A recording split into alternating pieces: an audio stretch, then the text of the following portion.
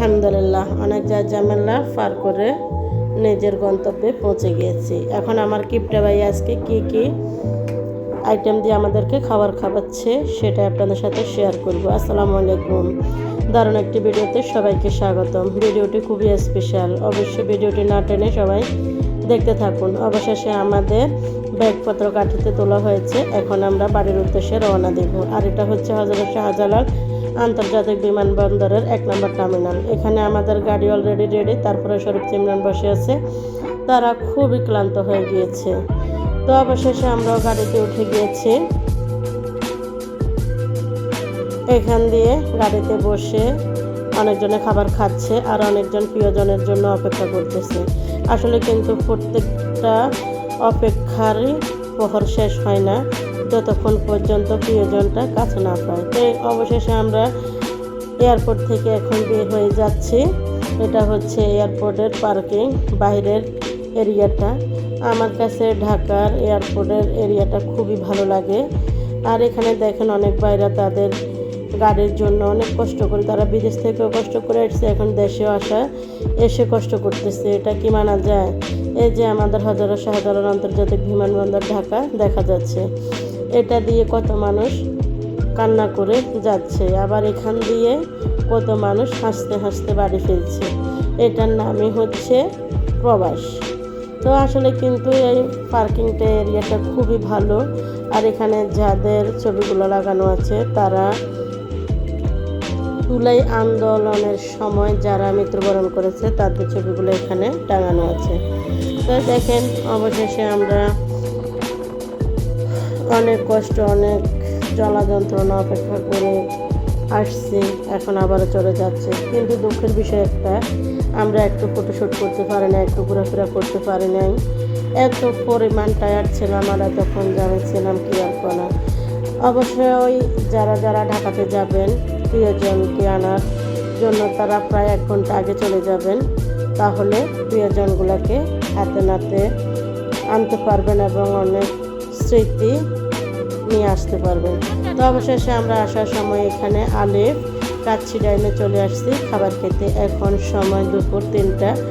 ইয়ার করা প্রিয়জনকে হাতে পেতে প্রিয়জনের কাছে যাইতে প্রায় 1টা বেজে গেছে। এখন আসার সময় 3 ঘন্টা লেগে গেছে।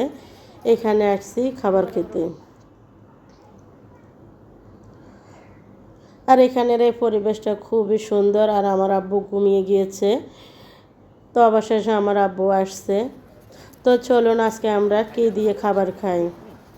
তো আমার বড় ভাইটা কিন্তু অনেক কিপটা, তার সাথে সব কিছুর আবদার করা যায় না। আজকে আমরা চ্যালেঞ্জ করেছি সে আমাদেরকে কি দিয়ে খাবার খাওয়াবে। তো এই রেস্টুরেন্টে আমরা 2বার খাবার খেয়েছি। এটা একদম রাস্তার পাশে, চট্টগ্রামের রাস্তায়। তো অবশেষে ঢাকার রাস্তায় এখান দিয়ে সামনে একটা হোটেল আছে, ওই হোটেলের নামটা আমি জানি না, গতবার খেয়েছিলাম। খাবারের মান খুবই ভালো ছিল আর খাবারগুলো অনেক টেস্ট ছিল। মানটা ভালো হলেও দামটা অনেক কম ছিল। তো অবশেষে এটা হচ্ছে পুরুষের জন্য।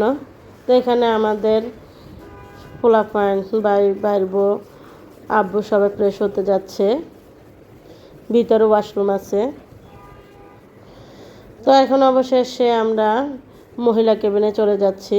এটা হচ্ছে মহিলা কেবিন। তো আমরা খুবই এক্সাইটেড।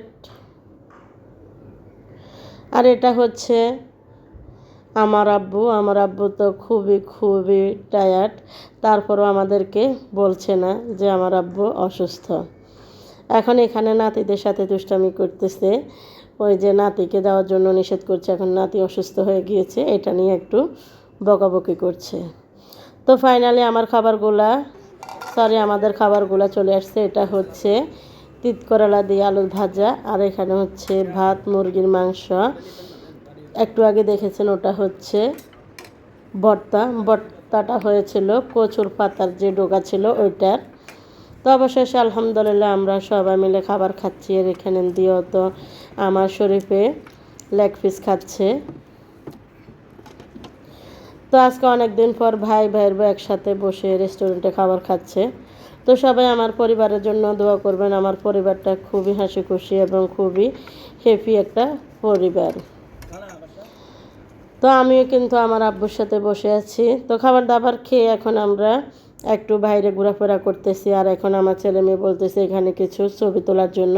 তো আমিও ছবি তুলে নিলাম। তো বন্ধুরা, আজকের ভিডিওটি আপনারা কে কোথা থেকে দেখতেছেন অবশ্যই একটি কমেন্ট করে জানাবেন। ভালো লাগলে একটি লাইক দিয়ে পুরো ভিডিওটি দেখে নেবেন। তো যদি আমার ভিডিওটা ইউটিউব চ্যানেলে দেখে থাকেন অবশ্যই আমার ইউটিউব চ্যানেলটা সাবস্ক্রাইব করে দিবেন। ফেসবুকে দেখে থাকলে ফেসবুক পেজটা ফলো করে দিবেন প্লিজ। আর এই ভিডিওটা আমার টিকটকেও যাবে, অবশ্যই আমার টিকটক আইডিটা ফলো করে রাখবেন পরবর্তী ভিডিওগুলো পাওয়ার জন্য। তো আজ এ পর্যন্ত, সবাই আরও দেখা হবে নেক্সট ভিডিওতে। আল্লাহ হাফেজ।